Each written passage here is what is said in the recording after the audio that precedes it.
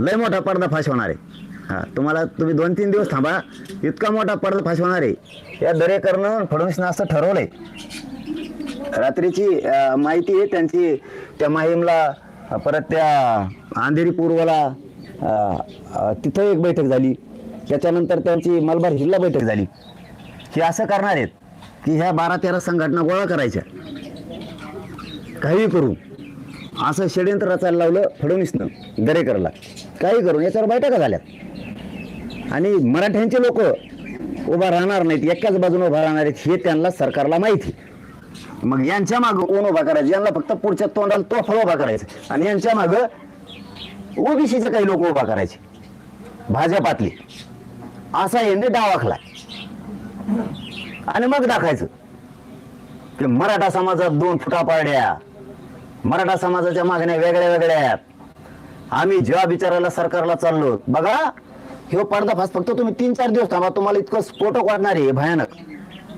मग हे कोणाच्या दारात जाणार पुढच्या तोंडाला मराठीचे थोडेफार, जे फडणवीसचे ऐकण्यातले आहेत, जे दरेकरचे ऐकण्यातले आहेत, जे जातीला न मानता पक्षाला मानणारे आहेत. इथून पुढे येणार आहे बरं का, सांगतो तुम्हाला कोण कोण येणार आहेत. बरेच येणार आहेत, ते उघडे पडणार आहेत, मीडियावर दिसणार आहेत लोकांना. आणि हे मुंबईत जाणार, हे प्रत्येक आणखीन एकदा आणि हे अभियान सुरू करणार, मला घेरण्याचं, मला उघडं पाडायचं. तर काय या अभियानाचं रूल हे लय महत्वाचं आहे आता मीडियाच्या बांधवासाठी, की मराठ्यांचे हे काही समन्वयक, काही संघटनेचे लोक यांनी एक घोळका तयार करायचा. पण पब्लिक पाहिजे, मराठी त्या बाजून जात नाही, कारण मराठी संयमान आंदोलन हाताळतात, ते मराठ्याचं आंदोलन नाहीये. मग काय करायचं? यांच्या माग भाजपातले ओबीसी उभा करायचे, मग पुढच्या तोंडात आणि मग दगडफेक करायची, मग जाळपोळ करायच्या, गाड्या फोडायच्या. त्यांच्याच गाड्या ते फोडणार आहेत. काल एक भाजपचं पळत होतं ना, असं ते हे माझ्याच्या बंधू एक मागं पळत होता, त्याच्या मागं बुम घेऊन. तसं हे पर्दाफाशला डेंजर होणार आहे आता. दादा तुम्हाला मी खरं सांगतो, मग हे तिथं काहीतरी गोंधळ करणार आणि मग ते दगडफेक होणार, मराठ्याचं आंदोलन चिघाळलं.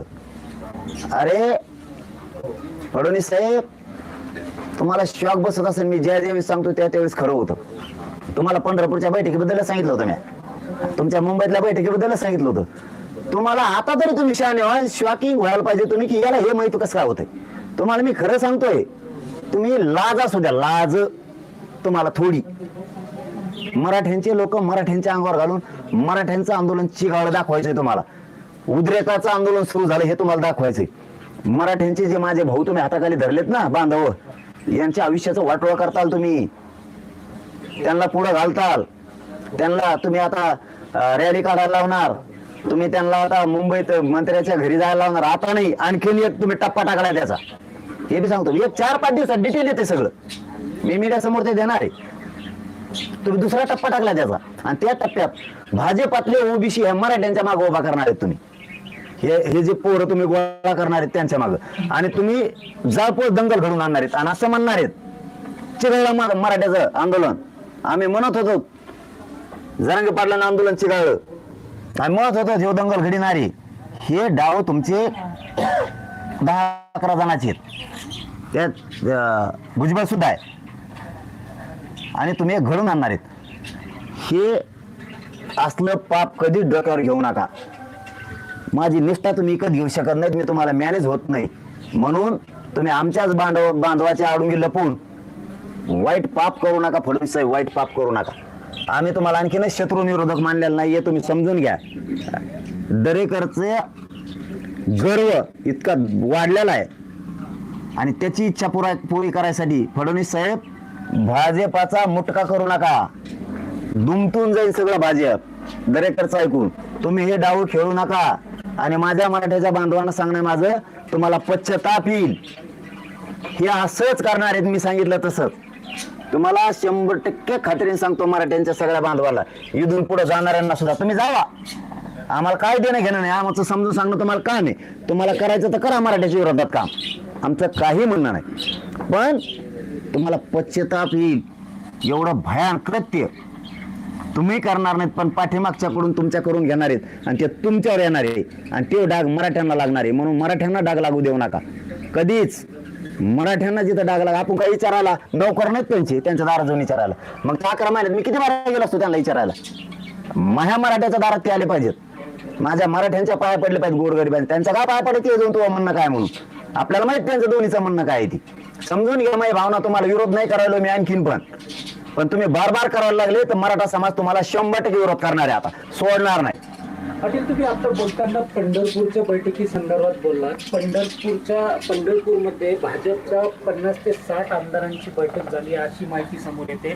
त्या बैठकीमध्ये जरांगे पाटीलना जर उमेदवार दिले तर आपण पडू अशी भावना त्या आमदारांमध्ये निर्माण झाली होती. त्यानंतर भाजपमधून हे अभियान सुरू झालं असं तुम्हाला म्हणायचं आहे? त्यांना ते सहनच व्हाय नाही. त्यांच्यातलं कसं काय माहीत होतं. ज्यावेळेस त्यांची मुंबईत त्यानंतर बैठक झाली आहे, त्यातल्या बातम्या सगळ्या बाहेर आलेल्या आहेत.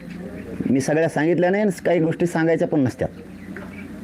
नुसतं तिथं 4 महिन्यापासून एकच गोष्ट शिजती, मनोज जरांगे आणि मनोज जरांगे. टार्गेट याला संपवा, याला बदनाम करा, याला उघडं पाडा. ह्यो जर मॅनेज होत नाही ना आपल्याला, याला उघडं पाडा. नसता ह्यो मराठीची जातीने एक केली. मराठ्यांची एकजूट जर फोडायची असली तर हे पोरग बदनाम कराच. आता मराठीची एकजूट फुटत नाही, फुटली बी 10-5. हे ते कळून चुकलेले. हे भाजप एक असा पक्ष आहे, अति चतुर नेत्यांचा पक्ष. मी विरोध म्हणून बोलत नाही, ते काय माझे शत्रू नाही. हा, आणि हे काय पाहुणे नाही, हे आघाडीवाली बी चतुर लोक आहेत. त्यांच्या पक्का डोक्यात आले मराठी हाताने फुटत, आणि मराठी फोडायची असली तर यालाच संपवायला लागतं. यांनी याच्या अगोदर एक प्रयोग केला होता असाच, आता जे चालू आहे ना असा प्रयोग केला होता, पण ते टिकलंच नाही. कारण हे बुडबुडे टिकूनच देत नाहीत मराठी. मराठ्यांच्या विरोधात काम करणारे मराठ्यांच्या लोकाला मराठी टिकून देत नाही, त्यांचा कार्यक्रमच लावते. आता ही दुसऱ्या टीम तयार केली त्यांनी, दुसरी पुन्हा, आणि त्या टीमच्या माध्यमातून त्यांनी ते मला बदनाम करायचं ठरवलंय माझ्या समाजाला. कारण त्यांच्या डोक्यात आले शेवटचा एकच पर्याय 10-5 फोडाव तो रिकवर.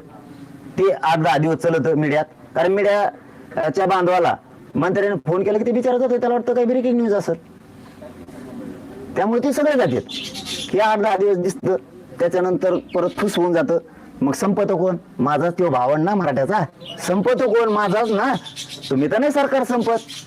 म्हणून मी हे समजून सांगतोय त्यांना, मराठ्यांच्या सगळ्या भावाला, की समाजाच्या वशाला बळी पडू नका. ते मला संपवणार आहेत आणि यांना 10-5-5च्या फाळ्या किती गोळा केल्या, फक्त ह्या वेळेस मात्र नवीन डावे.